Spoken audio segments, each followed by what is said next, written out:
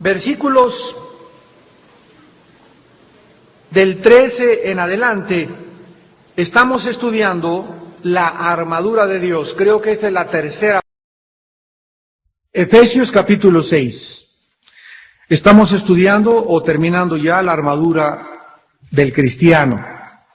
En Efesios 6, del 10 al 18, Dios nos hace una advertencia a los cristianos que ya estamos bajo la sangre de Jesucristo, que ya hemos sido redimidos, que ya hemos sido salvados, que estamos con el Espíritu Santo dentro de nosotros. Nos hace una advertencia. Que a pesar de todas las bendiciones y privilegios de que gozamos al entrar a participar en la familia de Dios, el diablo sigue persiguiéndonos. El diablo sigue persiguiéndonos a todos los cristianos, y aunque el diablo fue en la cruz del Calvario derrotado mediante la muerte de Jesucristo y su obra expiatoria en el Calvario, el diablo anda persiguiendo a miles o millones de cristianos que viven en ignorancia del poder que Dios nos ha dado. Hace muchos años, para ilustrar esto, Abraham Lincoln, uno de los más grandes presidentes de Estados Unidos, logró la emancipación de los esclavos norteamericanos. Desgraciadamente, en muchas granjas y rancherías del estado de Alabama y de Georgia, que son, lo que le llaman en inglés, the Bible Belt, el cinturón donde se encuentra la mayor parte de los cristianos, en ese lado había mucho racismo en esa área geográfica, y en muchas granjas y muchas rancherías había negritos trabajando y los explotaban como ustedes no se imaginan. Entonces ahí no llegaba el radio, y durante muchos meses después de que se surgió la ley de la emancipación de los esclavos y los negritos que eran sirvientes, pues no estaban enterados de que ya eran libres. Un día, en una granja de Georgia, cerca de Decatur, Georgia, un negrito consiguió un radio y escuchó que eran libres y que no tenían por qué ya ser esclavos ni someterse a sus amos. Este hombre corrió y les contó a todos los que estaban en esa granja: ¿qué creen? Acabo de escuchar que desde hace 3 o 4 meses se proclamó la ley de nuestra emancipación.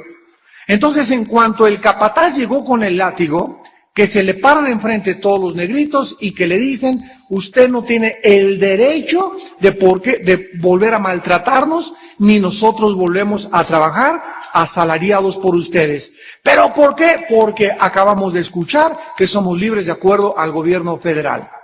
Entonces, en el momento en que ellos tuvieron el conocimiento de que no tenían por qué tenerle miedo al capataz y que ya no eran esclavos, ellos comenzaron verdaderamente a vivir en la experiencia su libertad. Y así pasa con muchos cristianos. Hay muchos cristianos que no están enterados que hemos sido hechos libres, que tenemos el poder sobre Satanás y sobre sus demonios, pero necesitamos el conocimiento de la palabra de Dios y ejercer nuestra autoridad como hijos e hijas de Dios en libertad.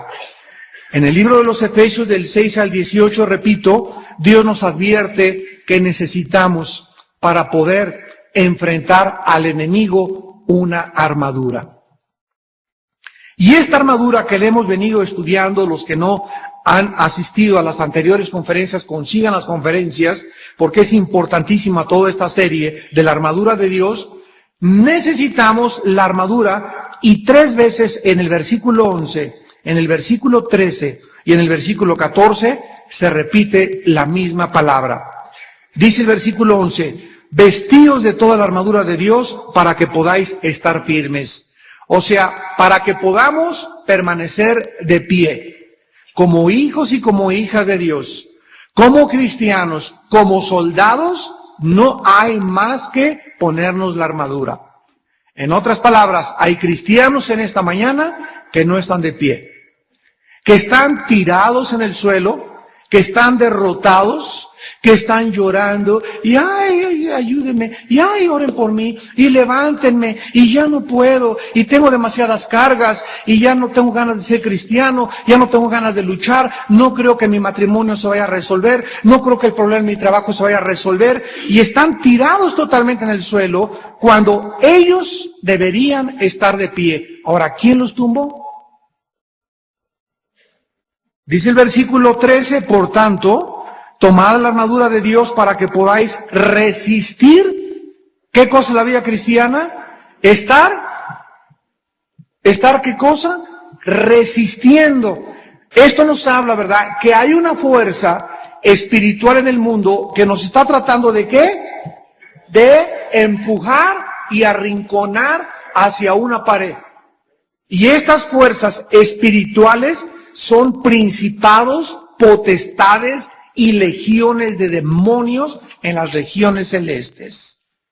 Y estas fuerzas espirituales son las que tienen a millones de jóvenes arrinconados en las drogas, en el sexo, en la cocaína, en el alcoholismo, en el adulterio, en la fornicación. Así, estas fuerzas espirituales oprimen al mundo y tienen a la gente en depresión, la tienen bajo neurosis, los califican como maníacos depresivos, como esquizofrénicos, y sin embargo la Biblia nos dice que el problema es de carácter espiritual.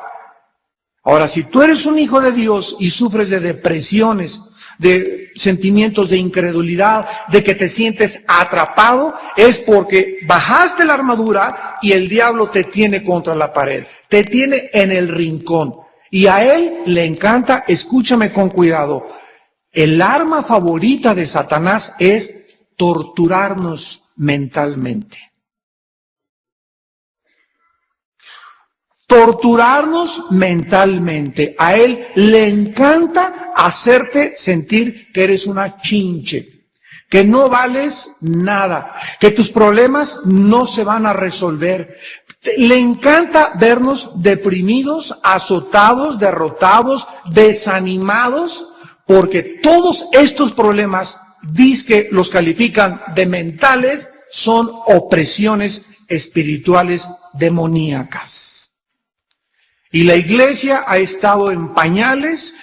No, el diablo allá anda por allá, estar en Catemaco el diablo, allá en otros lados, ¿verdad? En la India, en Tepoztlán. Pero en mi casa no creo que se meta, en la iglesia no creo que se meta también, en mi vida no creo que se meta. No, estos problemas son problemas de mi mente, pero no creo que sean problemas de demonios, porque no has estudiado la Biblia profundamente, ni has podido entender el poder tan grande que el enemigo ejerce en los cristianos y en los hijos de desobediencia.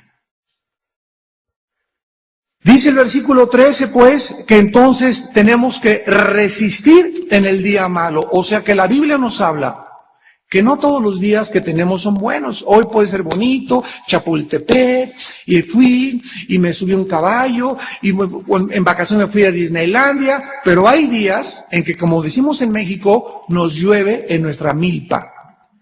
Y hay días en la que ya te comunicaron que un problema con un hijo, y se te junta después que el del esposo, y que en la iglesia pasó esto, y que en la escuela pasó esto, y la Biblia le llama días malos. No todos los días son buenos, hay días buenos, hay días malos, y en esos días malos, donde recibimos malas noticias, donde tenemos problemas, donde se nos mueve el tapete, en esos momentos, ¿qué vas a hacer si no tienes puesta la armadura? Te caes al suelo. Y ya una vez que te caes al suelo con, ay, esa noticia, ay, ya no puedo, es demasiado para mí. Mi perro se murió, a mi periquito lo ahorcaron, mi abuelita está en el hospital, perdí el trabajo, resultó, ahora mi hija está embarazada, acabo de descubrir que mi hijo se fue a las drogas, y todos esos golpes que la vida nos da continua, mi novia me acaba de dejar, se me parte el corazón, mi esposo descubrí que vive en adulterio, mi esposa se fue con otro, todas estas noticias y todas estas situaciones que continuamente estamos recibiendo en nuestra vida, la Biblia nos dice que tenemos que enfrentarlas con la armadura puesta. Porque si no, esas noticias estas situaciones nos van a hacer mucho daño. Vuelvo a repetir, nos tiran al suelo, nos desaniman, nos amargan, nos deprimen, nos hundimos en un pozo de desesperación. De repente comienza todo a oscurecerse, no vemos ningún rayo de luz, no vemos ninguna esperanza que nuestro hijo salga de ese problema, que tu esposo vaya a regresar. Y esas cosas son las que el diablo se aprovecha en nuestra vida. Cuando comenzamos a creer que no hay luz, que no hay salida, que no hay escapatoria, y en ese momento hemos entrado en lo que se llama la incredulidad, que es el peor de todos los pecados. En el Antiguo Testamento Dios estaba consciente de esto. Y cuando sacó a su pueblo de Egipto, entre Egipto y la tierra de Canaán, había un tramo, había un pedazo de terreno que se llamaba el desierto. Ese desierto en la Biblia representa la prueba de Dios del cristiano antes de introducirlo a sus bendiciones y antes de que el cristiano se convierta en un guerrero, en un soldado, que es de lo que Dios nos trata de preparar, que seamos soldados, sino cristianos de santo, santo, santo, nada más el domingo, y venir a calentar aquí el asiento de las 9:30 a las 11 de la mañana, una hora de estudio el jueves, sino que tú seas un guerrero el lunes, el martes, el miércoles, y que estemos puestos verdaderamente con una armadura, y que estamos verdaderamente enfrascados en el fragor de la batalla. Dios necesita pasarte por el desierto. Inmediatamente de que salieron de Egipto, fueron arrinconados entre el Mar Rojo y entre los soldados del faraón. ¿Recuerdan ustedes? Dios, si tú ves un mapa del Medio Oriente y ves Egipto y ves la tierra de Canaán, era una línea recta que se podía cruzar en 3 semanas. En 3 semanas. Pero Dios no se los llevó por el camino fácil. Se los llevó y les dio una vuelta hasta aquí, por donde nace el aire, para que ellos pudieran, o sea, Dios no está interesado en resolver tus problemas inmediatamente. Dios no está interesado, y tú tienes que entender cómo piensa Dios. Dios no está interesado en que si estás metido en un problema de deudas, ya ahorita, con 500,000 pesos, soluciono mi problema y ya estoy libre. No, Dios va a dejar que pase tiempo para resolver tu problema, para que te vayas desenrollando poco a poquito, para que entiendas que la próxima vez es bien difícil salir de esos problemas. Entonces Dios quiere que aprendamos la lección. Si Él nos sacara así de nuestros problemas ya de la noche a la mañana, nunca aprenderíamos la lección. Yo recuerdo hace algún tiempo, antes de que yo fuera cristiano, militaba yo en el Partido Comunista Mexicano y me metieron a la cárcel aquí en México. Nos persiguieron por nuestra ideología después de los hechos de 1968, cuando el 2 de octubre de Tlatelolco. Y recuerdo que mi padre ya me había dicho, Armando, el comunismo, mi padre era muy religioso, pero yo estaba decepcionado de la religión. Mira, Armando, el comunismo no es nada, te va a producir caos en tu vida, confusión mental. Y cuando él supo que yo estaba detenido en los separos aquí con todos los jóvenes que nos agarraron, mi papá dijo, ahí déjenlo 1 mes o 2 meses. Y no me fue mi padre a sacarlo luego. Y me acuerdo que me amargué tanto yo contra él, al saber que mi padre me estaba dejando ahí. Pero me sacó a los 2 meses, pasaron 6 o 8 meses después y comprendí perfectamente bien, antes de que mi padre muriera, en la carta que me escribió. Si yo te hubiera sacado, inmediatamente no hubieras aprendido que el pecado hace sufrir. Y que esa vida es la mala vida. Entonces, Él deliberadamente lo hizo para que quedara impregnado como una marca en mi corazón que el pecado y la rebelión hace sufrir. Dice la Biblia en Hebreos 12 que Dios al que ama disciplina y azota al que recibe por hijo. Cuando los egipcios arrinconaron a los judíos en el desierto y los judíos se enfrentaron por un lado a un mar donde no podían pasar. Y atrás de ellos al ejército del faraón. O sea, estaban, como decimos, entre la espada y la pared. Y en ese momento en el que se sintieron atrapados, en ese momento brotó la maldad del corazón humano. Y ahí es cuando nos sentimos atrapados, cuando nos sentimos arrinconados, cuando no vemos escapatoria, ahí se manifiesta de qué estamos hechos. Ahí se manifiesta el grado de madurez que has alcanzado, en la forma como reaccionamos cuando nos sentimos atrapados. Y ahí, ¿qué hicieron? Nos hubiéramos quedado en Egipto, para eso soy cristiano, para eso soy buen esposo, me va muy mal, mi negocio se cayó, y yo que creí que todo iba a prosperar con Dios. Ahí es cuando comienzas a sacar toda la pus, y todo el cochinero, y toda la maldad que traemos en el corazón. Y ahí fue cuando Dios le dijo a Moisés, dile al pueblo que no hagan absolutamente nada. ¿Cómo? Nada. ¿Qué? Nada. Y vean mi salvación. Y en ese momento levantó Moisés la vara,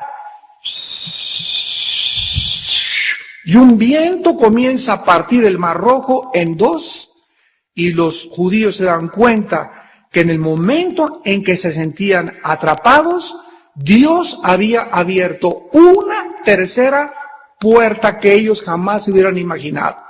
Para los judíos era o la muerte con los egipcios o morir ahogados en el Mar Rojo. Pero hay un Dios que dice, yo tengo una puerta que tú no sabes que yo te puedo abrir.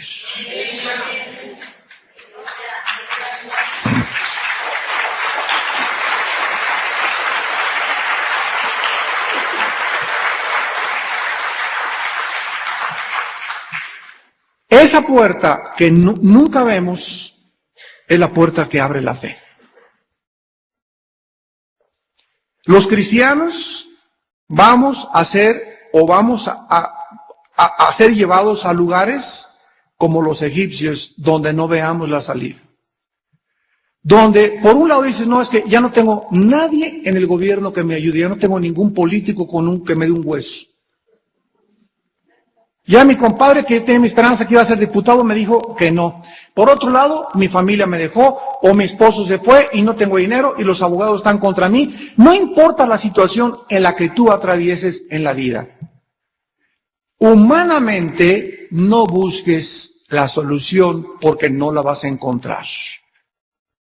Confía en Jehová y haz el bien.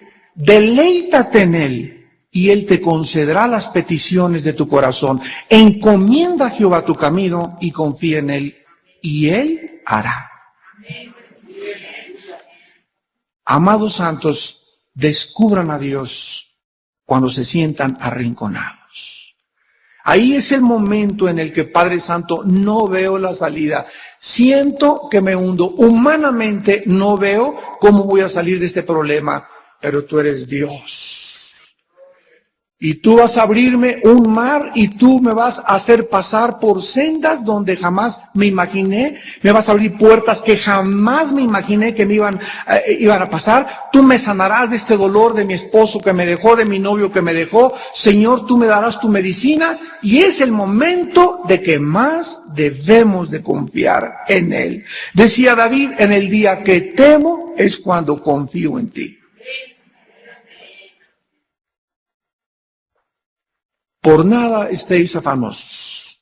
Sean conocidas vuestras peticiones delante de Dios con toda oración, ruego y súplica, y la paz de Dios que sobrepasa todo entendimiento, guardará vuestros pensamientos y vuestro corazón en Cristo Jesús. Pero fíjate lo que dice Filipenses 4, 6 y 7, por nada estés afanado. No permitas que esas preocupaciones que tú tienes se conviertan en desesperación.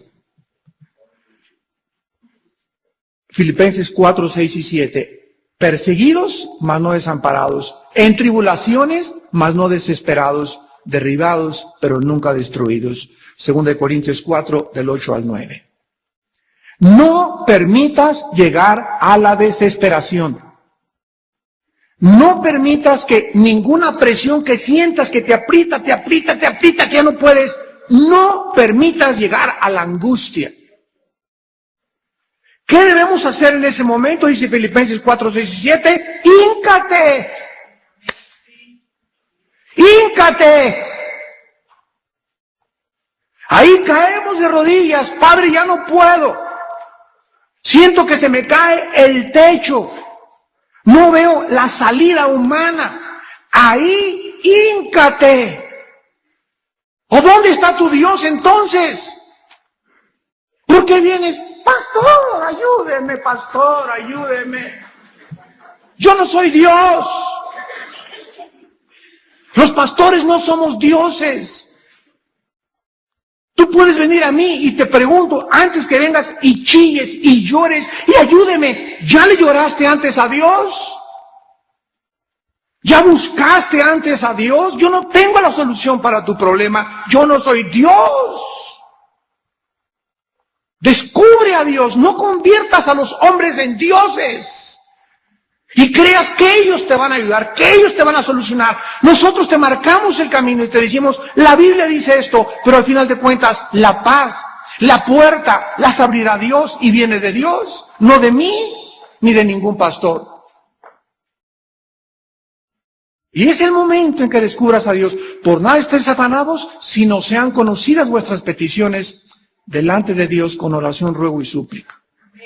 Ahí cae de rodillas, ahí descubre que Dios es real, ahí saca tu corazón, deleítate en Él, abre la palabra, comienza a alabarlo, en medio de tu oscuridad, alábalo, en el día que temo, en ti confío, ahorita es cuando más me debo agarrar de ti, Señor, y en ese momento un milagro va a ser tu fe. Porque ¿por qué lo estás haciendo? Porque la Biblia lo dice, y en ese momento abre las puertas del cielo, y viene del cielo una paz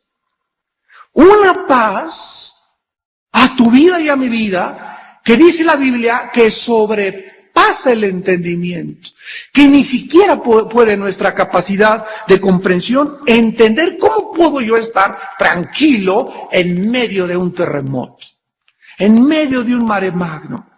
Hace muchos años un rey hizo un concurso para que describiera el pueblo o los pintores del pueblo una pintura que ilustrara la paz. Y el que ganó el primer lugar fue un pintor que pintó a un pajarito detrás de una cascada. ¿Por qué le dieron el premio? Porque precisamente el pajarito sabe que el agua no le va a llegar. Eso es la paz. Estar no en Cancún en la playa. Ay, pues aquí no va a estar de paz ahí con una chela sobre todo, ¿verdad? ¿Quién no va a estar en paz en una hamaca ahí en la costera, en Acapulco, verdad? ¿Quién no va a estar en paz cuando tengo dinero, no hay ningún problema? Pues tengo una paz, digo, es la paz que Jesús dijo, es la paz del mundo. Pero cuando tienes por acá cascadas y fuego y meteoros llueven y terremotos y problemas y tú estás como el pajarito porque sabes que diré a Jehová, castillo mío, mi esperanza mía, en ti confiaré. Él te librará de la peste destructora, del lazo del cazador, escudo y adarga es su verdad. Bajo sus plumas te cubrirá y con sus alas estarás seguro. ¿Por qué estás así tan confiado y tan contento a pesar de que estás en medio de problemas? Porque hay una paz que nos embarga, que no se puede explicar, sobrepasa el entendimiento y es la paz que Dios nos dice, con esa paz puedes enfrentar cualquier problema.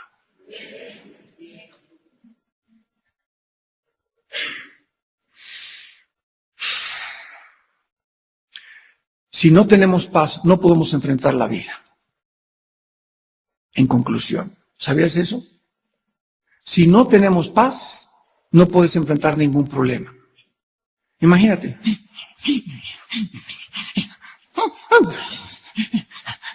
Mi chocho, un trago de tequila, échame uno de coñac. A ver, tranquilo.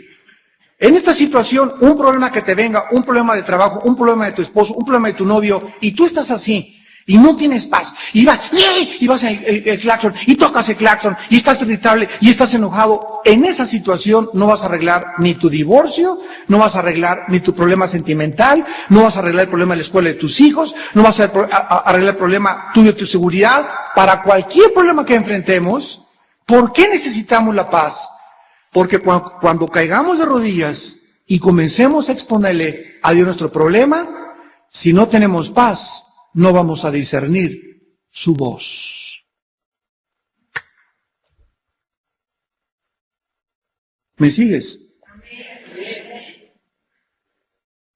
Es imposible que estés así, Señor, Señor, Señor.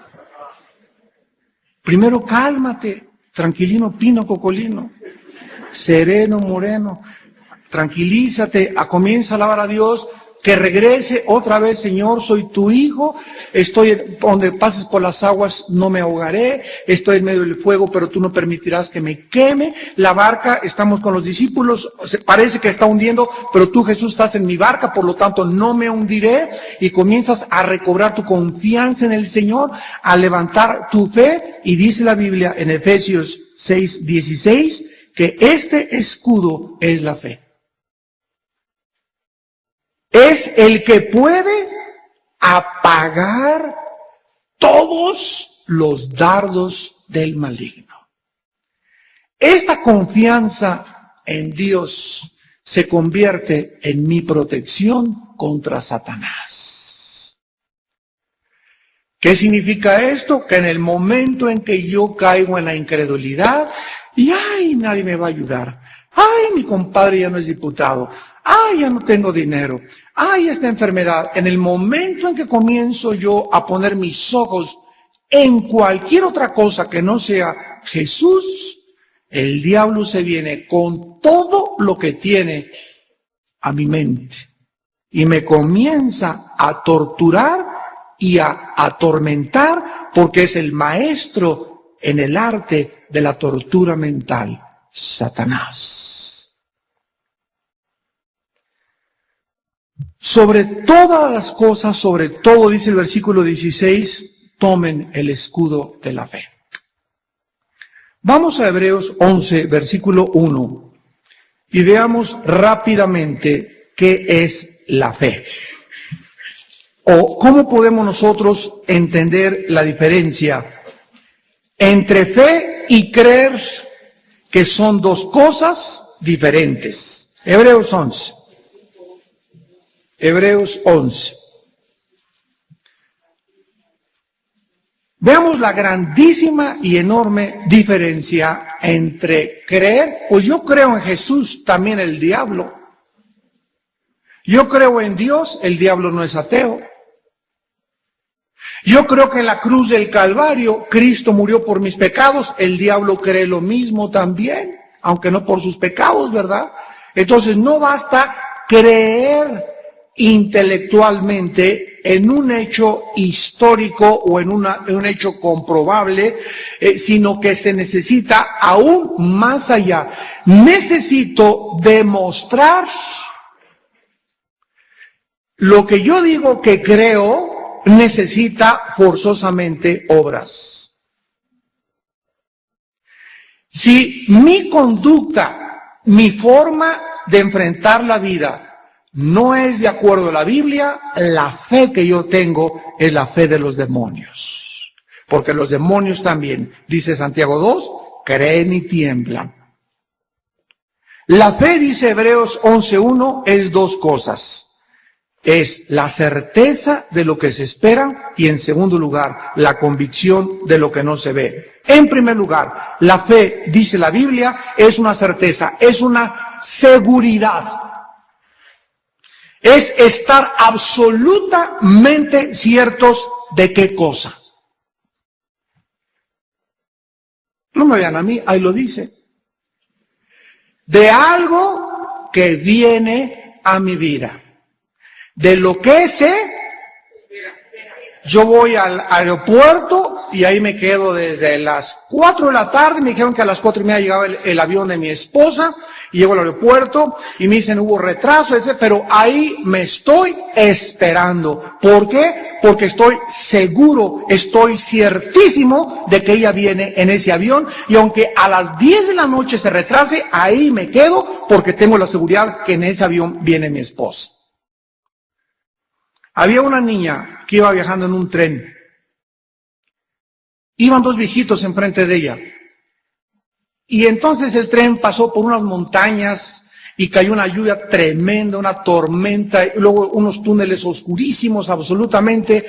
Y los viejitos estaban impactados que la niña iba en la lluvia, aleluya, aleluya, y en la oscuridad, aleluya. No importa que hubiera lluvia, que hubiera montañas, que parecía que el tren se iba a salir, la niña iba feliz.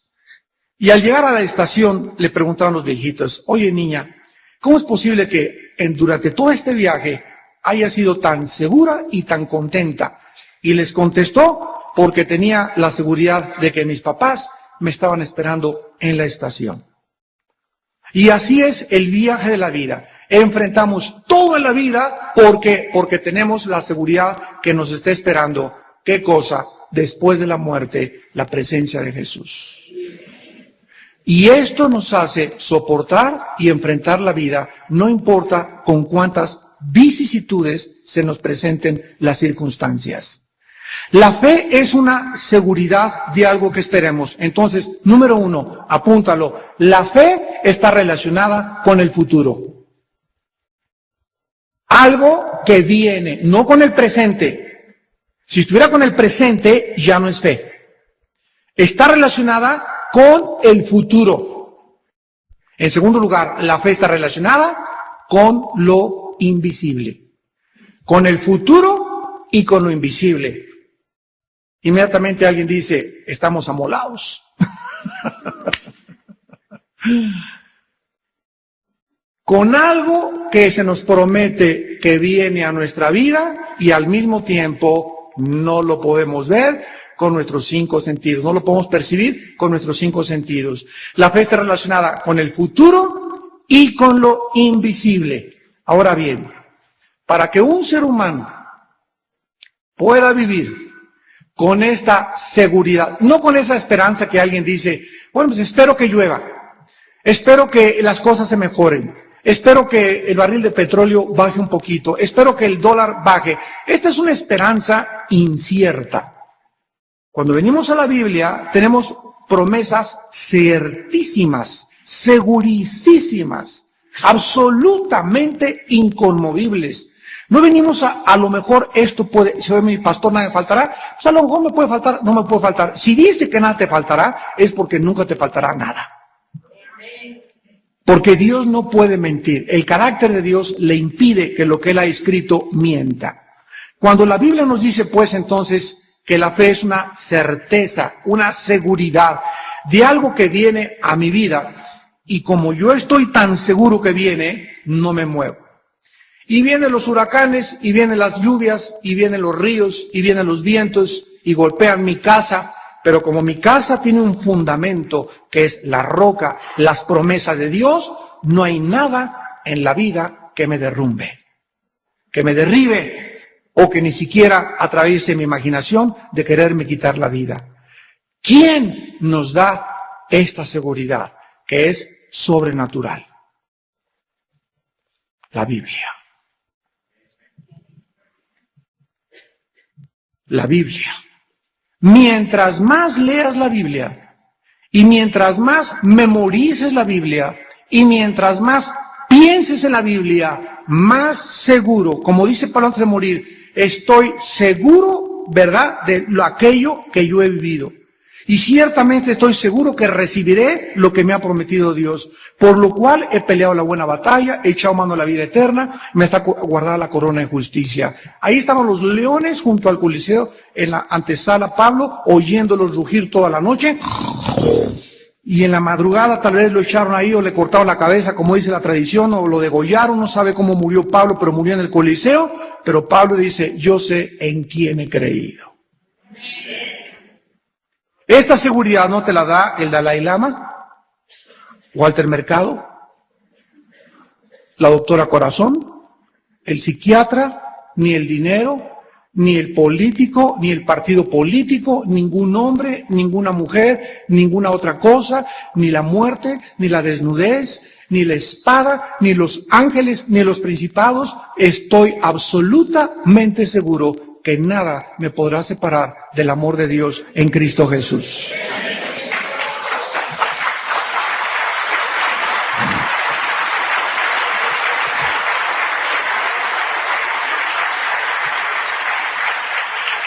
Si la certeza, Hebreos 11:1, si la certeza, la seguridad, me la proporciona la Biblia, ¿quién me proporciona la convicción? ¿Quién me proporciona la convicción? Y la respuesta es el Espíritu Santo. Entonces, mi fe necesita la Biblia y necesito al Espíritu Santo. Síganme con cuidado. Mi parte es venir diario a leerla, a pasar lo más que pueda. En el banco, ahí estoy en la cola, ahí tengo leyendo mi Biblia. En la cola del cine estoy leyendo mi Biblia. En la cola del restaurante, en cualquier momento pongo versículos en mi coche, en el tráfico.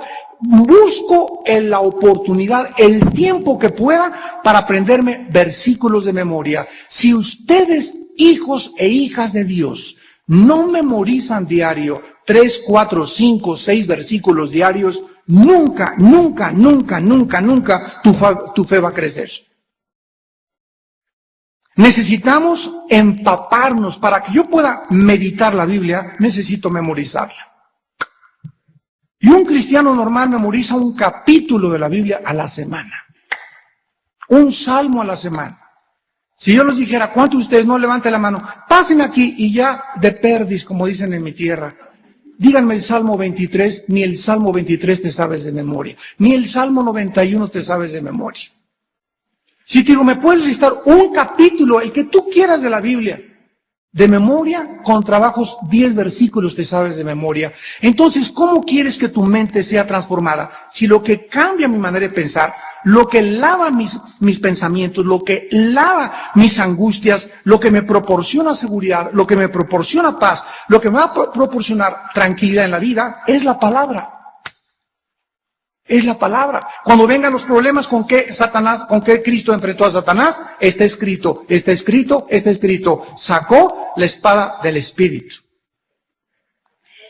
Es la única arma ofensiva que tenemos en la Biblia, en la vida, la Biblia. Entonces, le dice Dios a Josué, Josué, ahí está Canaán, ahí está Jericó, te voy a dar el secreto de la victoria. La victoria es tuya y todo lo que pise la planta de tu pie te pertenece. Pero te voy a decir cuál es tu parte. De día y de noche medita en este libro de la ley. De día y de noche.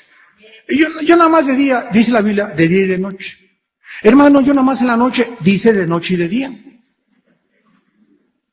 ¿Quién pone las reglas, tú o yo? Ninguno, las pone Dios. Entonces, si Dios dice, hijo mío, de día y de noche, yo le creo a Dios. Y Él dice, de día, cuando me levante, y antes de acostarme, me acuesto con la Biblia. Me levanto con la Biblia y me acuesto con la Biblia. En todo el día trabajo y haz lo que tú quieras, pero levántate con la Biblia y acuéstate con la Biblia, y todo lo que haces prosperará. Es la promesa de aquel inmutable que no puede mentir. Dios.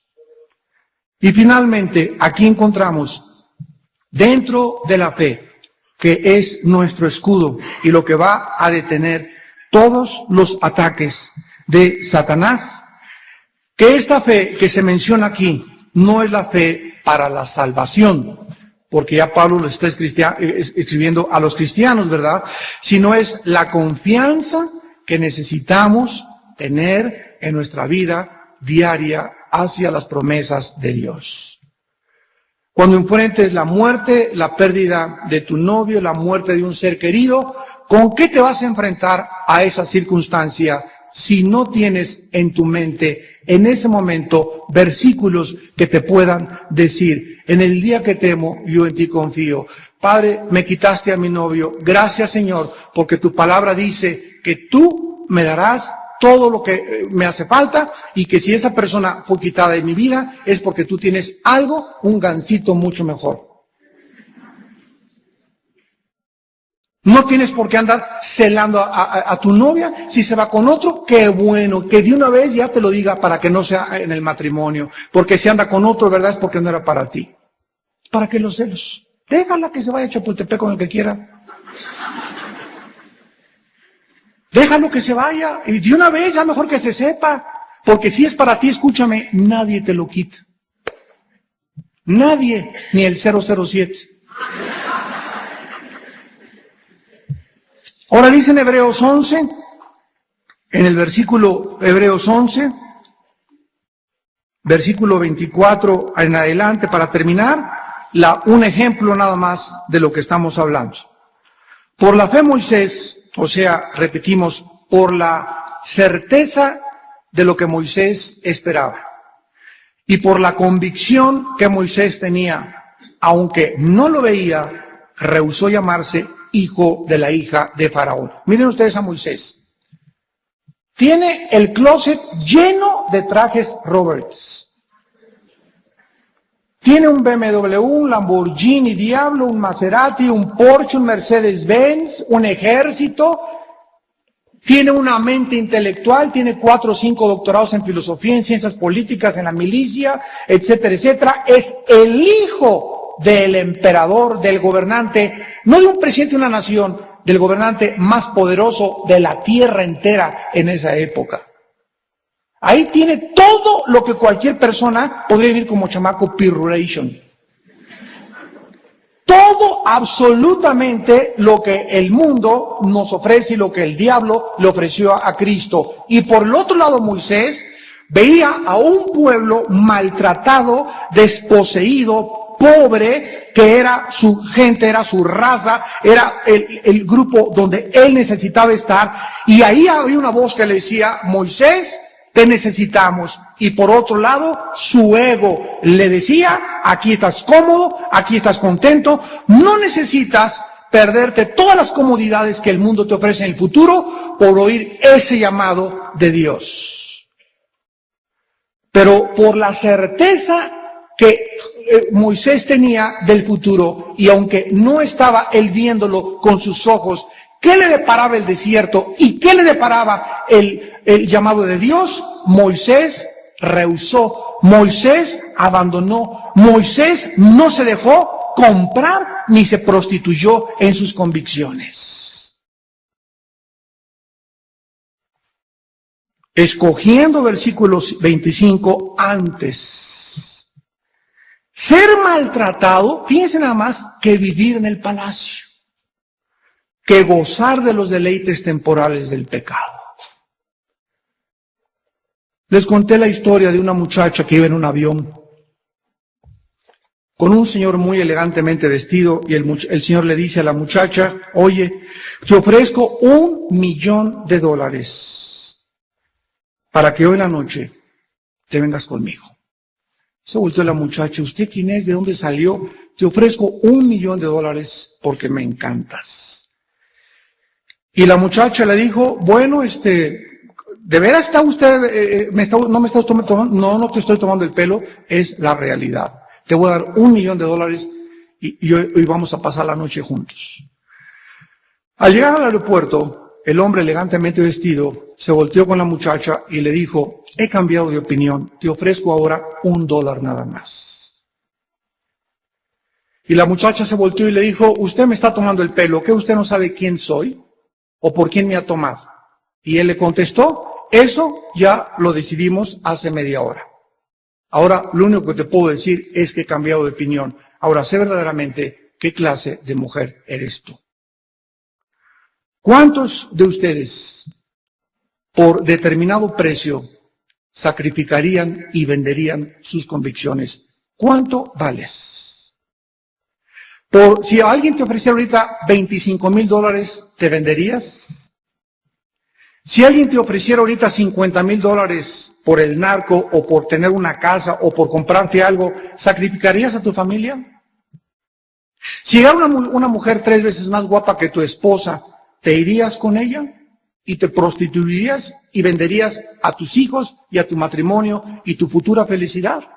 ¿Qué precio tiene tu cabeza para venderte? Cuando esta mujer le dijo al hombre rico, ¿verdad? No sabes quién soy, le dijo, eso ya fue decidido. O sea, eres una vulgar prostituta. Porque no necesitas tener dinero para que en tu corazón anheles y hay un precio para venderte.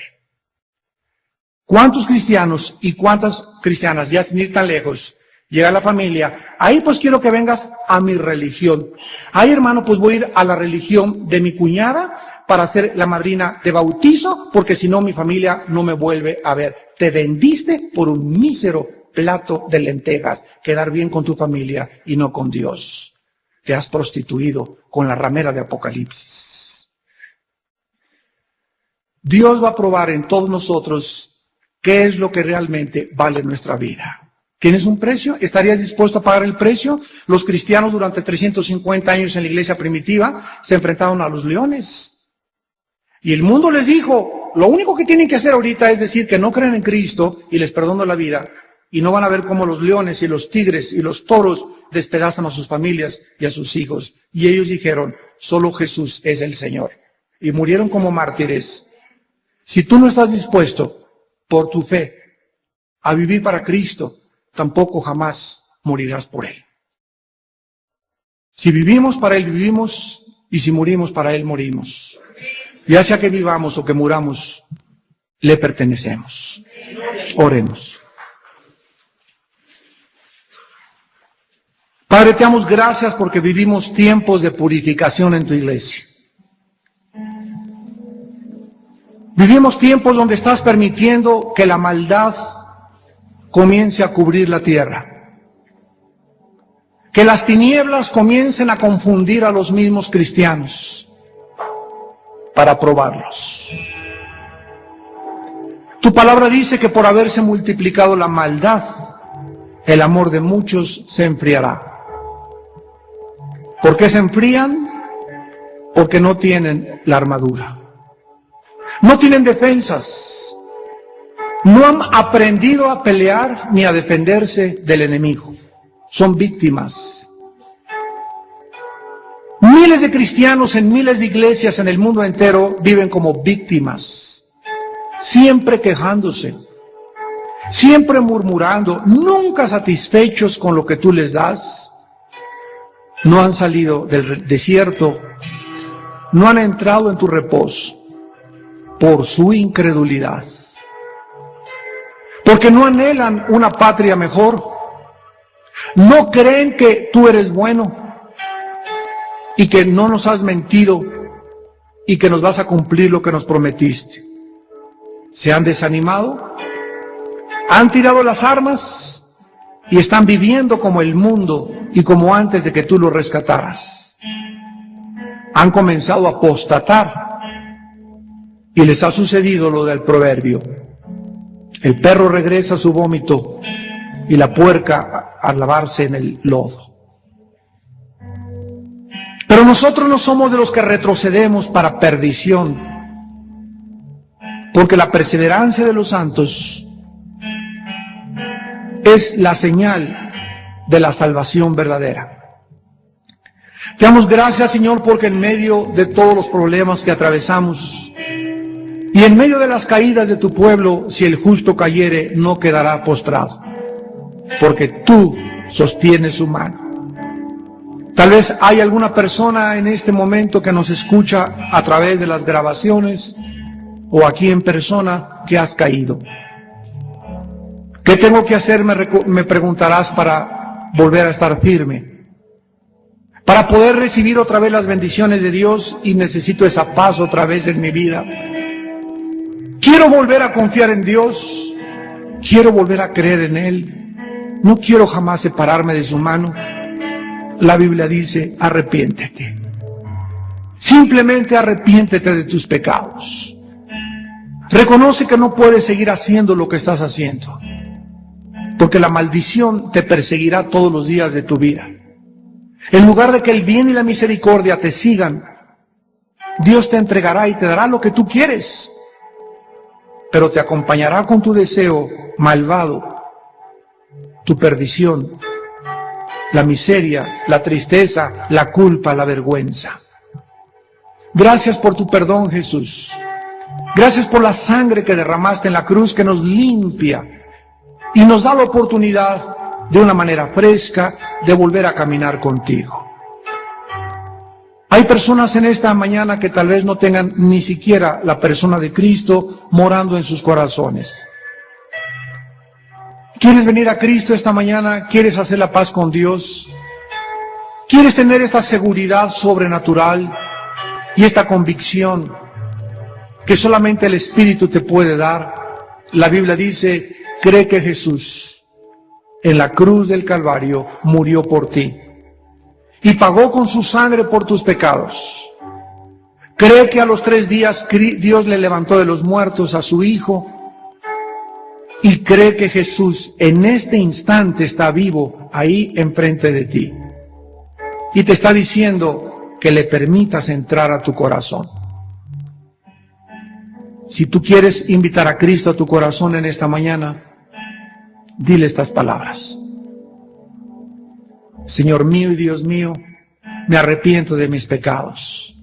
He vivido equivocadamente y solo tú tienes el poder de hacerme volver hacia ti.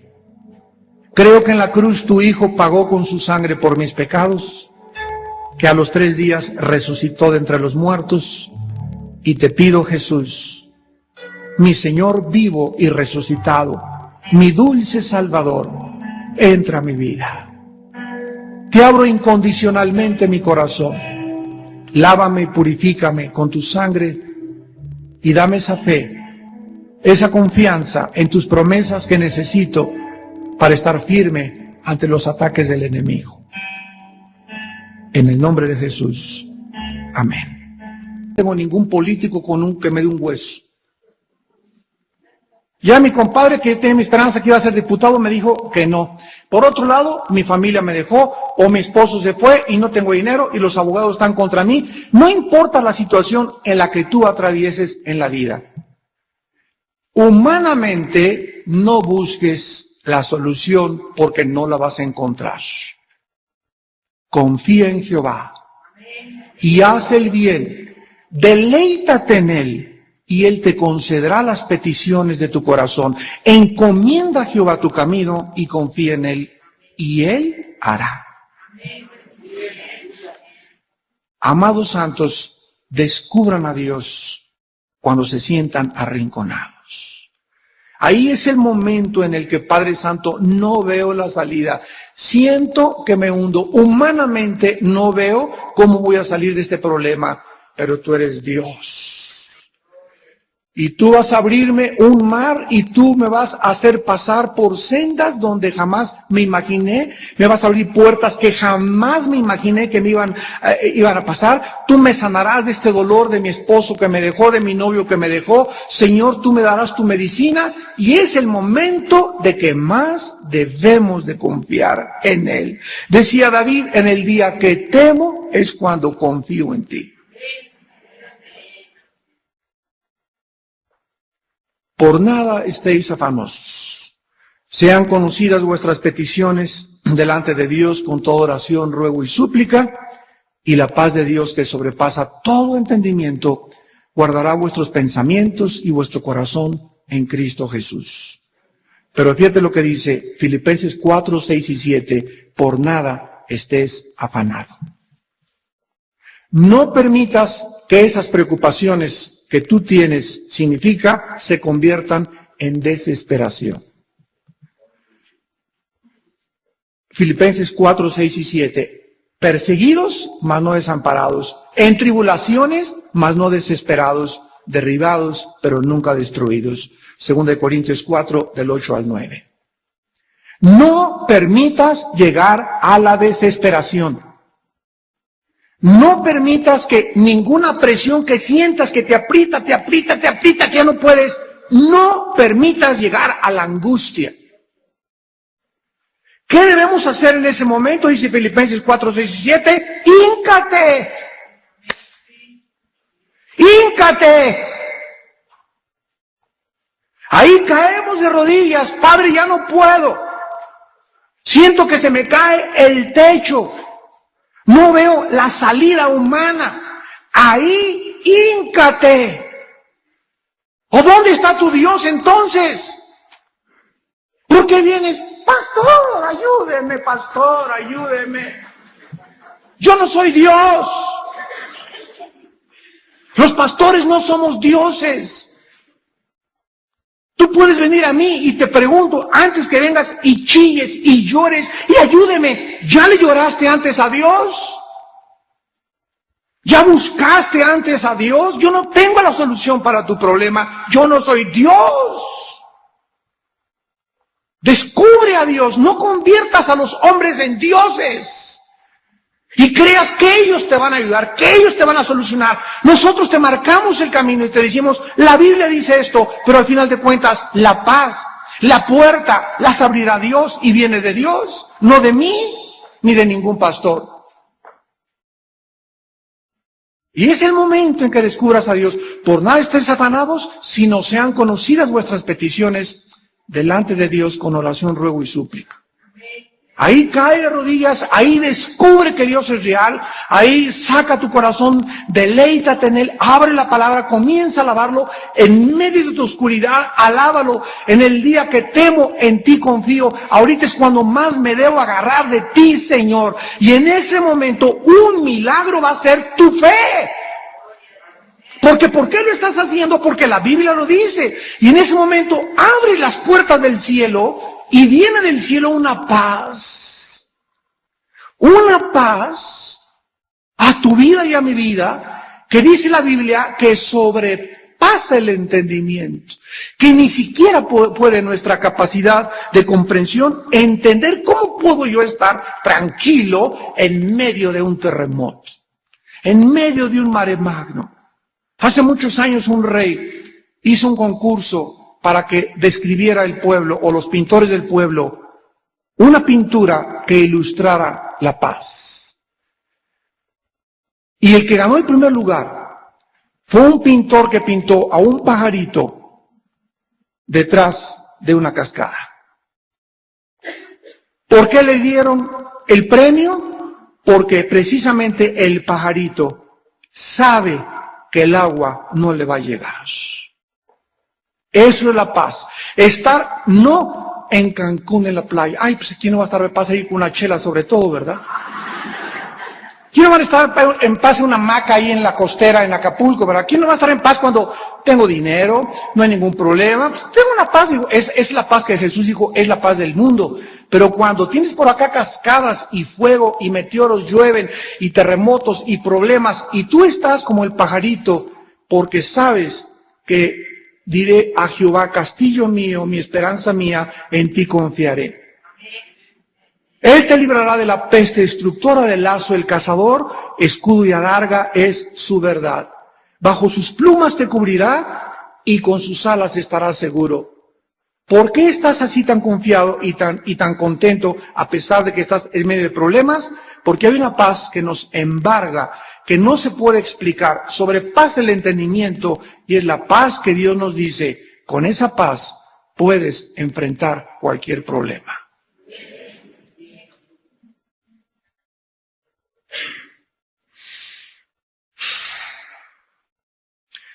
Si no tenemos paz, no podemos enfrentar la vida.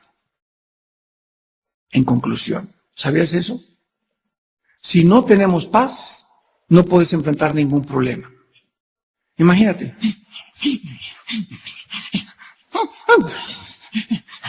Mi chocho, un trago de tequila, échame uno de coñac.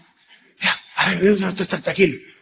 En esta situación, un problema que te venga, un problema de trabajo, un problema de tu esposo, un problema de tu novio, y tú estás así, y no tienes paz, y vas el claxon, y tocas el claxon, y estás irritable, y estás enojado, en esa situación no vas a arreglar ni tu divorcio, no vas a arreglar ni tu problema sentimental, no vas a arreglar el problema de la escuela de tus hijos, no vas a arreglar el problema tuyo de tu seguridad. Para cualquier problema que enfrentemos, ¿por qué necesitamos la paz?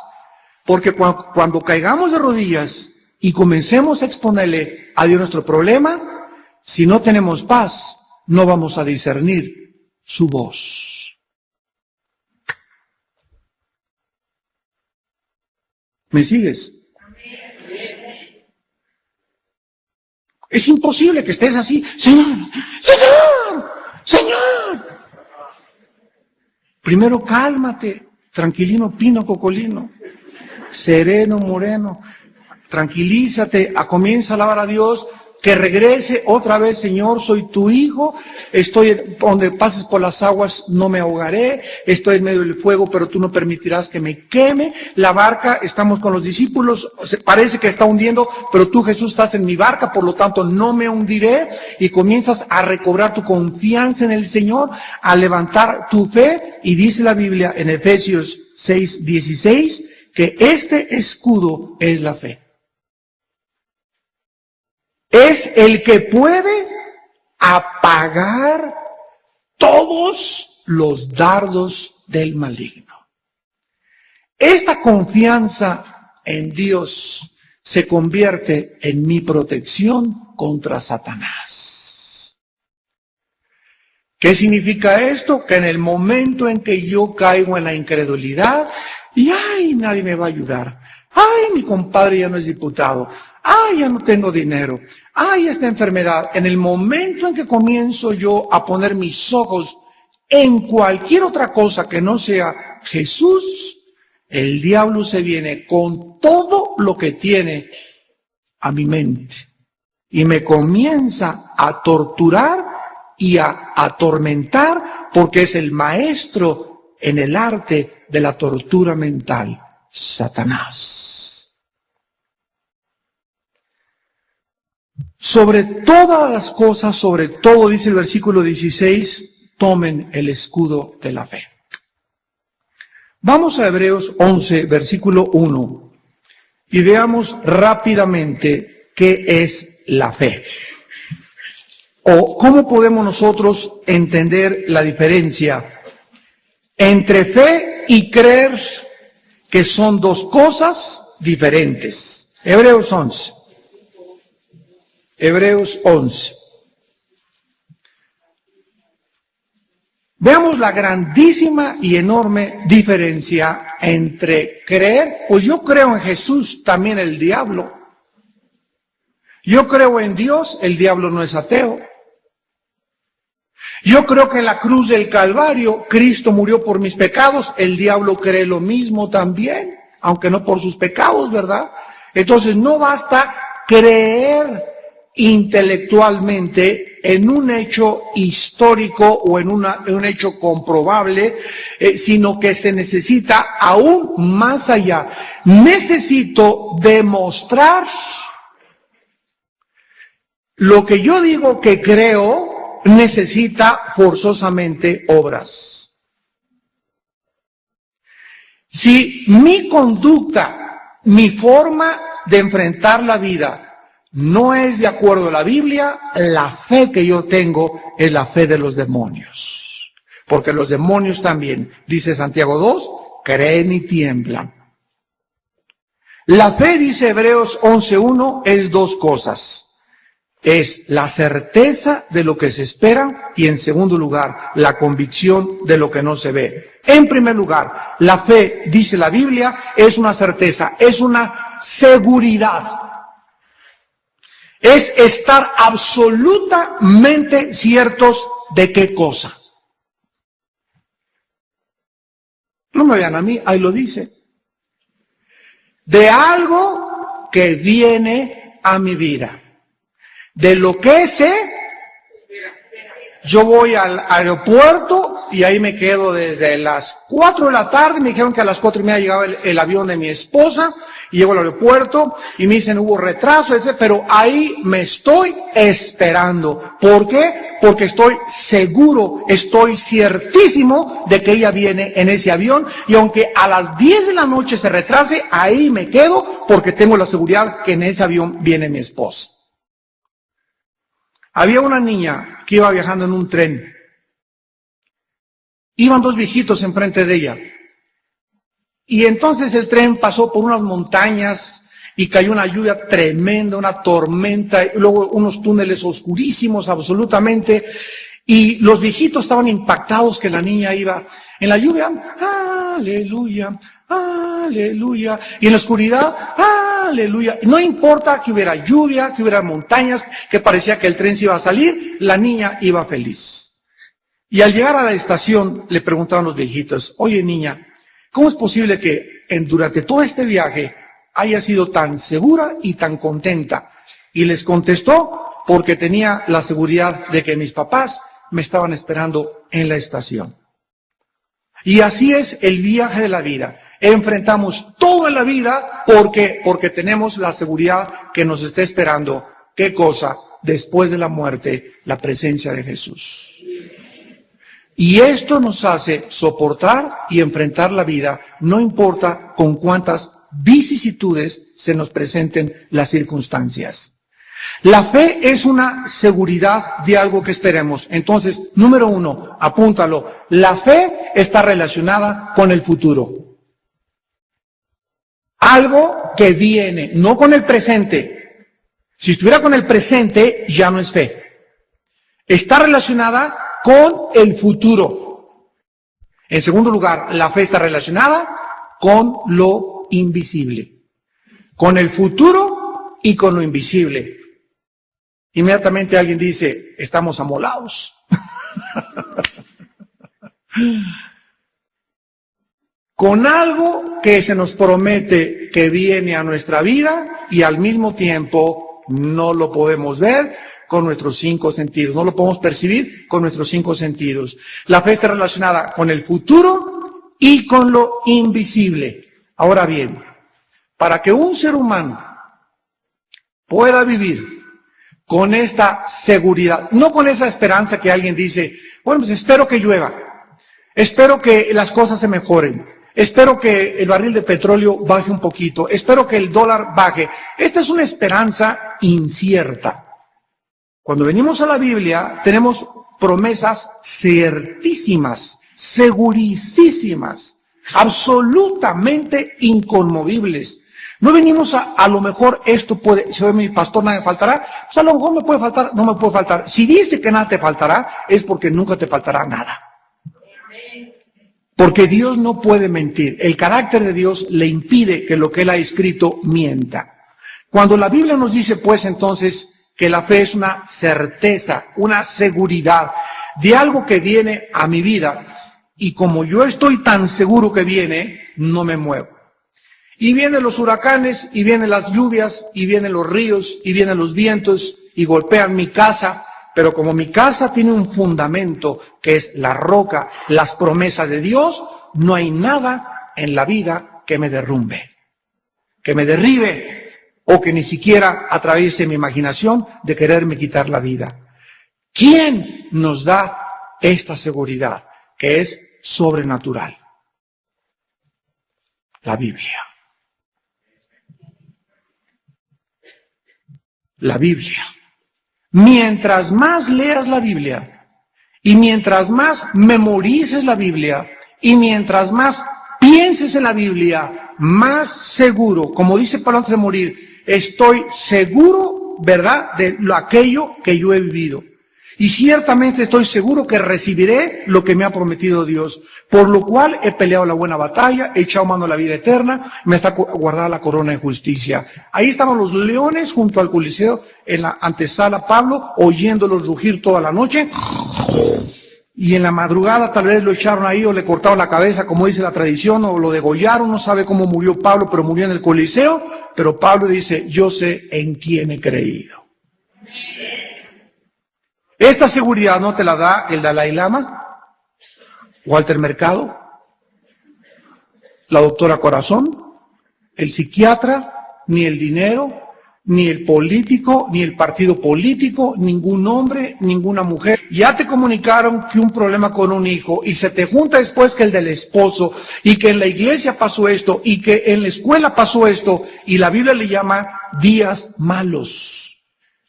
No todos los días son buenos, hay días buenos, hay días malos, y en esos días malos, donde recibimos malas noticias, donde tenemos problemas, donde se nos mueve el tapete, en esos momentos, ¿qué vas a hacer si no tienes puesta la armadura? Te caes al suelo.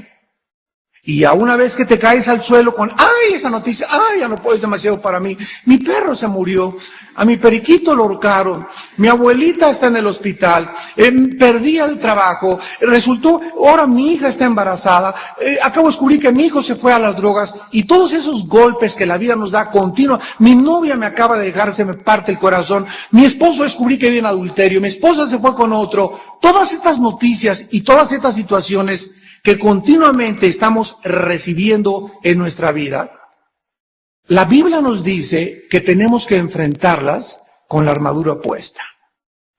Porque si no, esas noticias, estas situaciones nos van a hacer mucho daño. Vuelvo a repetir, nos tiran al suelo, nos desaniman, nos amargan, nos deprimen, nos hundimos en un pozo de desesperación. De repente comienza todo a oscurecerse, no vemos ningún rayo de luz, no vemos ninguna esperanza que nuestro hijo salga de ese problema, que tu esposo vaya a regresar. Y esas cosas son las que el diablo se aprovecha en nuestra vida. Cuando comenzamos a creer que no hay luz, que no hay salida, que no hay escapatoria. Y en ese momento hemos entrado en lo que se llama la incredulidad, que es el peor de todos los pecados. En el Antiguo Testamento Dios estaba consciente de esto. Y cuando sacó a su pueblo de Egipto, entre Egipto y la tierra de Canaán, había un tramo, había un pedazo de terreno que se llamaba el desierto. Ese desierto en la Biblia representa la prueba de Dios del cristiano antes de introducirlo a sus bendiciones y antes de que el cristiano se convierta en un guerrero, en un soldado, que es de lo que Dios nos trata de preparar, que seamos soldados, sino cristianos de santo, santo, santo, nada más el domingo, y venir a calentar aquí el asiento de las 9:30 a las 11 de la mañana, una hora de estudio el jueves, sino que tú seas un guerrero el lunes, el martes, el miércoles, y que estemos puestos verdaderamente con una armadura, y que estamos verdaderamente enfrascados en el fragor de la batalla. Dios necesita pasarte por el desierto. Inmediatamente de que salieron de Egipto, fueron arrinconados entre el Mar Rojo y entre los soldados del faraón. ¿Recuerdan ustedes? Dios, si tú ves un mapa del Medio Oriente y ves Egipto y ves la tierra de Canaán, era una línea recta que se podía cruzar en 3 semanas. En 3 semanas. Pero Dios no se los llevó por el camino fácil. Se los llevó y les dio una vuelta hasta aquí, por donde nace el aire, para que ellos pudieran, o sea, Dios no está interesado en resolver tus problemas inmediatamente. Dios no está interesado, y tú tienes que entender cómo piensa Dios. Dios no está interesado en que si estás metido en un problema de deudas, ya ahorita, con 500,000 pesos, soluciono mi problema y ya estoy libre. No, Dios va a dejar que pase tiempo para resolver tu problema, para que te vayas desenrollando poco a poquito, para que entiendas que la próxima vez es bien difícil salir de esos problemas. Entonces Dios quiere que aprendamos la lección. Si Él nos sacara así de nuestros problemas ya de la noche a la mañana, nunca aprenderíamos la lección. Yo recuerdo hace algún tiempo, antes de que yo fuera cristiano, militaba yo en el Partido Comunista Mexicano y me metieron a la cárcel aquí en México. Nos persiguieron por nuestra ideología después de los hechos de 1968, cuando el 2 de octubre de Tlatelolco. Y recuerdo que mi padre ya me había dicho, Armando, el comunismo, mi padre era muy religioso, pero yo estaba decepcionado de la religión. Mira, Armando, el comunismo no es nada, te va a producir caos en tu vida, confusión mental. Y cuando él supo que yo estaba detenido en los separos aquí con todos los jóvenes que nos agarraron, mi papá dijo, ahí déjenlo 1 mes o 2 meses. Y no me fue mi padre a sacarlo luego. Y me acuerdo que me amargué tanto yo contra él, al saber que mi padre me estaba dejando ahí. Pero me sacó a los 2 meses, pasaron 6 o 8 meses después y comprendí perfectamente bien, antes de que mi padre muriera, en la carta que me escribió. Si yo te hubiera sacado, inmediatamente no hubieras aprendido que el pecado hace sufrir. Y que esa vida es la mala vida. Entonces, Él deliberadamente lo hizo para que quedara impregnado como una marca en mi corazón que el pecado y la rebelión hace sufrir. Dice la Biblia en Hebreos 12 que Dios al que ama disciplina y azota al que recibe por hijo. Cuando los egipcios arrinconaron a los judíos en el desierto, y los judíos se enfrentaron, por un lado, a un mar donde no podían pasar, y atrás de ellos al ejército del faraón. O sea, estaban, como decimos, entre la espada y la pared. Y en ese momento en el que se sintieron atrapados, en ese momento brotó la maldad del corazón humano. Y ahí es cuando nos sentimos atrapados, cuando nos sentimos arrinconados, cuando no vemos escapatoria, ahí se manifiesta de qué estamos hechos. Ahí se manifiesta el grado de madurez que has alcanzado, en la forma como reaccionamos cuando nos sentimos atrapados. Y ahí, ¿qué hicieron? Nos hubiéramos quedado en Egipto, para eso soy cristiano, para eso soy buen esposo, me va muy mal, mi negocio se cayó, y yo que creí que todo iba a prosperar con Dios. Ahí es cuando comienzas a sacar toda la pus, y todo el cochinero, y toda la maldad que traemos en el corazón. Y ahí fue cuando Dios le dijo a Moisés: dile al pueblo que no hagan absolutamente nada. ¿Cómo? Nada. ¿Qué? Nada. Y vean mi salvación. Y en ese momento levantó Moisés la vara, y un viento comienza a partir el Mar Rojo en dos, y los judíos se dan cuenta que en el momento en que se sentían atrapados, Dios había abierto una tercera puerta que ellos jamás se hubieran imaginado. Para los judíos era o la muerte con los egipcios o morir ahogados en el Mar Rojo. Pero hay un Dios que dice: yo tengo una puerta que tú no sabes que yo te puedo abrir.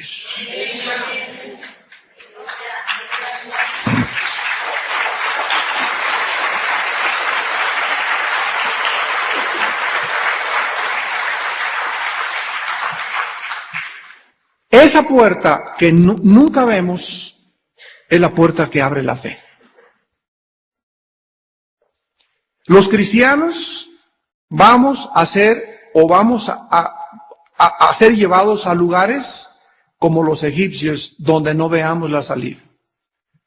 Donde por un lado dices: no, es que ya no tengo nadie en el gobierno que me ayude. Versículos del 13 en adelante, estamos estudiando la armadura de Dios. Creo que esta es la tercera. Efesios capítulo 6. Estamos estudiando o terminando ya la armadura del cristiano. En Efesios 6, del 10 al 18, Dios nos hace una advertencia a los cristianos que ya estamos bajo la sangre de Jesucristo, que ya hemos sido redimidos, que ya hemos sido salvados, que estamos con el Espíritu Santo dentro de nosotros. Nos hace una advertencia, que a pesar de todas las bendiciones y privilegios de que gozamos al entrar a participar en la familia de Dios, el diablo sigue persiguiéndonos. El diablo sigue persiguiéndonos a todos los cristianos. Y aunque el diablo fue en la cruz del Calvario derrotado mediante la muerte de Jesucristo y su obra expiatoria en el Calvario, el diablo anda persiguiendo a miles o millones de cristianos que viven en ignorancia del poder que Dios nos ha dado. Hace muchos años, para ilustrar esto, Abraham Lincoln, uno de los más grandes presidentes de Estados Unidos, logró la emancipación de los esclavos norteamericanos. Desgraciadamente, en muchas granjas y rancherías del estado de Alabama y de Georgia, que son, le llaman en inglés, the Bible Belt, el cinturón donde se encuentra la mayor parte de los cristianos, en ese lado había mucho racismo en esa área geográfica. Y en muchas granjas y muchas rancherías había negritos trabajando y los explotaban como ustedes no se imaginan. Entonces ahí no llegaba el radio y durante muchos meses después de que se surgió la ley de la emancipación de los esclavos y los negritos que eran sirvientes, pues no estaban enterados de que ya eran libres. Un día, en una granja de Georgia, cerca de Decatur, Georgia, un negrito consiguió un radio y escuchó que eran libres y que no tenían por qué ya ser esclavos ni someterse a sus amos. Este hombre corrió y les contó a todos los que estaban en esa granja: ¿qué creen? Acabo de escuchar que desde hace 3 o 4 meses se proclamó la ley de nuestra emancipación. Entonces, en cuanto el capataz llegó con el látigo, que se le paran enfrente todos los negritos y que le dicen: usted no tiene el derecho de volver a maltratarnos, ni nosotros volvemos a trabajar asalariados por ustedes. ¿Pero por qué? Porque acabamos de escuchar que somos libres de acuerdo al gobierno federal. Entonces, en el momento en que ellos tuvieron el conocimiento de no tenían por qué tenerle miedo al capataz y que ya no eran esclavos, ellos comenzaron verdaderamente a vivir en la experiencia su libertad. Y así pasa con muchos cristianos. Hay muchos cristianos que no están enterados que hemos sido hechos libres, que tenemos el poder sobre Satanás y sobre sus demonios, pero necesitamos el conocimiento de la palabra de Dios y ejercer nuestra autoridad como hijos e hijas de Dios en libertad. En el libro de los Efesios del 6 al 18, repito, Dios nos advierte que necesitamos, para poder enfrentar al enemigo, una armadura. Y esta armadura que le hemos venido estudiando, los que no han asistido a las anteriores conferencias, consigan las conferencias, porque es importantísima toda esta serie de la armadura de Dios. Necesitamos la armadura, y 3 veces en el versículo 11, en el versículo 13 y en el versículo 14 se repite la misma palabra. Dice el versículo 11: vestíos de toda la armadura de Dios para que podáis estar firmes. O sea, para que podamos permanecer de pie, como hijos y como hijas de Dios, como cristianos, como soldados, no hay más que ponernos la armadura.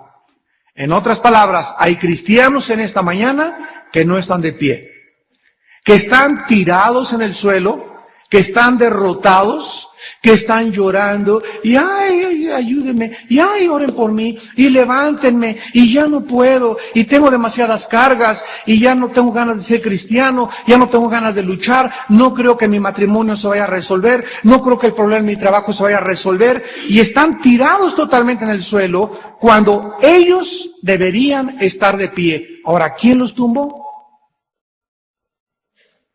Dice el versículo 13, por tanto, tomad la armadura de Dios para que podáis resistir. ¿Qué cosa es la vida cristiana? ¿Estar qué cosa? Resistiendo. Esto nos habla, ¿verdad?, que hay una fuerza espiritual en el mundo que nos está tratando ¿de qué? De empujar y arrinconar hacia una pared.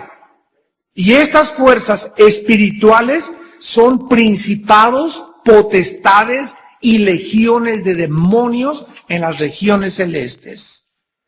Y estas fuerzas espirituales son las que tienen a millones de jóvenes arrinconados en las drogas, en el sexo, en la cocaína, en el alcoholismo, en el adulterio, en la fornicación. Así, estas fuerzas espirituales oprimen al mundo y tienen a la gente en depresión, la tienen bajo neurosis, los califican como maníacos depresivos, como esquizofrénicos, y sin embargo la Biblia nos dice que el problema es de carácter espiritual.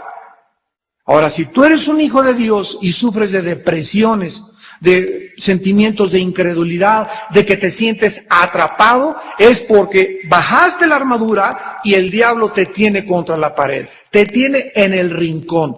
Y a él le encanta, escúchame con cuidado, el arma favorita de Satanás es torturarnos mentalmente. Torturarnos mentalmente. A él le encanta hacerte sentir que eres una chinche, que no vales nada, que tus problemas no se van a resolver. Le encanta vernos deprimidos, azotados, derrotados, desanimados, porque todos estos problemas, dizque los califican de mentales, son opresiones espirituales demoníacas. Y la iglesia ha estado en pañales.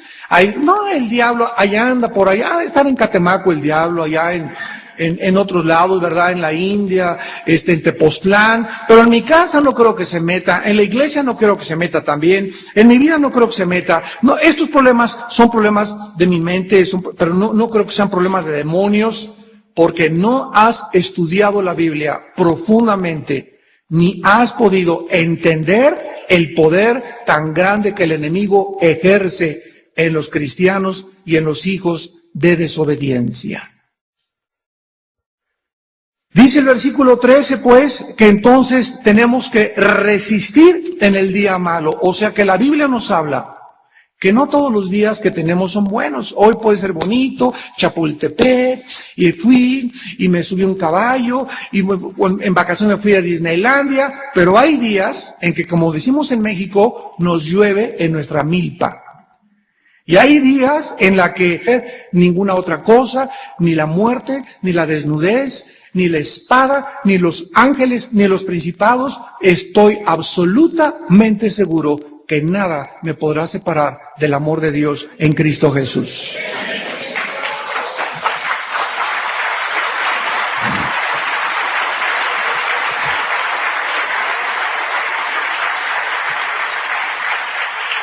Si la certeza, Hebreos 11:1, si la certeza, la seguridad, me la proporciona la Biblia, ¿quién me proporciona la convicción? ¿Quién me proporciona la convicción? Y la respuesta es el Espíritu Santo.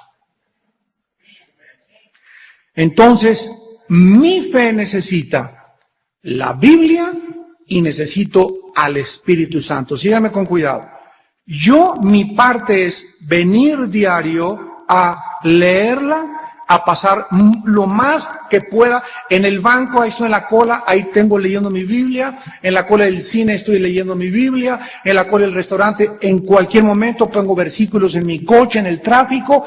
Busco en la oportunidad, el tiempo que pueda para aprenderme versículos de memoria. Si ustedes, hijos e hijas de Dios, no memorizan diario 3, 4, 5, 6 versículos diarios, nunca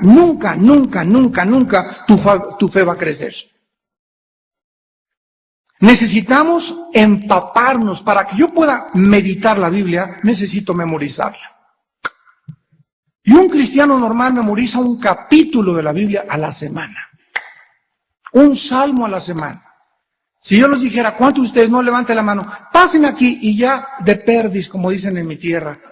Díganme el Salmo 23, ni el Salmo 23 te sabes de memoria, ni el Salmo 91 te sabes de memoria.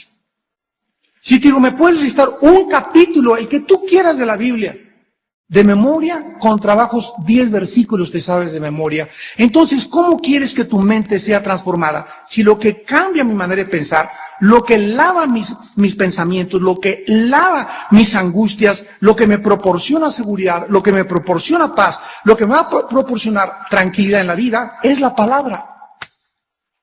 Es la palabra. Cuando vengan los problemas, ¿con qué Cristo enfrentó a Satanás? Está escrito, está escrito, está escrito. Sacó la espada del Espíritu. Es la única arma ofensiva que tenemos en la Biblia, en la vida, la Biblia. Entonces, le dice Dios a Josué, Josué, ahí está Canaán, ahí está Jericó, te voy a dar el secreto de la victoria. La victoria es tuya y todo lo que pise la planta de tu pie te pertenece. Pero te voy a decir cuál es tu parte. De día y de noche medita en este libro de la ley. De día y de noche.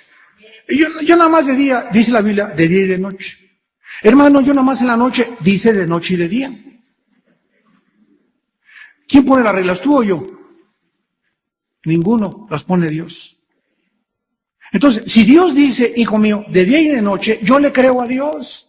Y Él dice, de día, cuando me levante, y antes de acostarme, me acuesto con la Biblia. Me levanto con la Biblia y me acuesto con la Biblia. En todo el día trabajo y haz lo que tú quieras, pero levántate con la Biblia y acuéstate con la Biblia y todo lo que haces prosperará. Es la promesa de aquel inmutable que no puede mentir. Dios. Y finalmente, aquí encontramos, dentro de la fe, que es nuestro escudo y lo que va a detener todos los ataques de Satanás, que esta fe que se menciona aquí no es la fe para la salvación, porque ya Pablo lo está escribiendo a los cristianos, ¿verdad? Sino es la confianza que necesitamos tener en nuestra vida diaria hacia las promesas de Dios. Cuando enfrentes la muerte, la pérdida de tu novio, la muerte de un ser querido, ¿con qué te vas a enfrentar a esa circunstancia si no tienes en tu mente en ese momento versículos que te puedan decir, en el día que temo, yo en ti confío? Padre, me quitaste a mi novio, gracias Señor, porque tu palabra dice que tú me darás todo lo que me hace falta, y que si esa persona fue quitada de mi vida es porque tú tienes algo, un gancito mucho mejor. No tienes por qué andar celando a tu novia. Si se va con otro, qué bueno, que de una vez ya te lo diga para que no sea en el matrimonio. Porque si anda con otro, ¿verdad? Es porque no era para ti. ¿Para qué los celos? Déjala que se vaya a Chapultepec con el que quiera. Déjalo que se vaya, y de una vez ya mejor que se sepa, porque si es para ti, escúchame, nadie te lo quita. Nadie, ni el 007. Ahora dice en Hebreos 11, en el versículo Hebreos 11, versículo 24 en adelante, para terminar, un ejemplo nada más de lo que estamos hablando. Por la fe Moisés, o sea, repetimos, por la certeza de lo que Moisés esperaba y por la convicción que Moisés tenía, aunque no lo veía, rehusó llamarse hijo de la hija de Faraón. Miren ustedes a Moisés. Tiene el closet lleno de trajes Roberts. Tiene un BMW, un Lamborghini Diablo, un Maserati, un Porsche, un Mercedes-Benz, un ejército. Tiene una mente intelectual, tiene 4 o 5 doctorados en filosofía, en ciencias políticas, en la milicia, etcétera, etcétera. Es el hijo del emperador, del gobernante, no de un presidente de una nación, del gobernante más poderoso de la tierra entera en esa época. Ahí tiene todo lo que cualquier persona podría vivir como chamaco piruration. Todo absolutamente lo que el mundo nos ofrece y lo que el diablo le ofreció a Cristo. Y por el otro lado Moisés veía a un pueblo maltratado, desposeído, pobre, que era su gente, era su raza, era el grupo donde él necesitaba estar. Y ahí había una voz que le decía, Moisés, te necesitamos. Y por otro lado, su ego le decía, aquí estás cómodo, aquí estás contento, no necesitas perderte todas las comodidades que el mundo te ofrece en el futuro por oír ese llamado de Dios. Pero por la certeza que Moisés tenía del futuro, y aunque no estaba él viéndolo con sus ojos, ¿qué le deparaba el desierto y qué le deparaba el llamado de Dios? Moisés rehusó, Moisés abandonó, Moisés no se dejó comprar ni se prostituyó en sus convicciones. Escogiendo versículos 25 antes. Ser maltratado, fíjense nada más, que vivir en el palacio, que gozar de los deleites temporales del pecado. Les conté la historia de una muchacha que iba en un avión con un señor muy elegantemente vestido, y el señor le dice a la muchacha, oye, te ofrezco $1,000,000 para que hoy en la noche te vengas conmigo. Se volteó la muchacha, ¿usted quién es? ¿De dónde salió? Te ofrezco $1,000,000 porque me encantas. Y la muchacha le dijo, bueno, ¿de veras está usted, no me estás tomando? No te estoy tomando el pelo, es la realidad. Te voy a